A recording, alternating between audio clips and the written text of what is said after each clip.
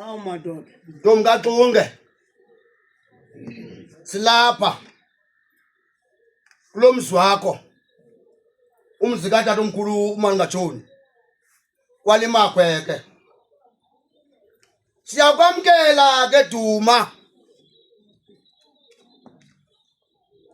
Mama apha endleleni ukhulile.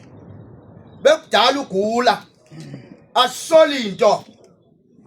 Uye wohlulakala ke kukufa ke mama. Sakuthatha ke sokugcina apho kugcinwa khona abantu abangasekhoyo. Andizulikhumsha lo gama kuba kaloku wena ukhumshaka. Weku ke mama namhlanje nalapho uthe uba uwile sakukhupha ngesinhle sikhupha emzini wakho. Weku ke Duma siyakwamkela. Kuyapha emzini wakho kule ndlu yakho inkulu kaTata. Lo Tata omkhulu uMangatshoni.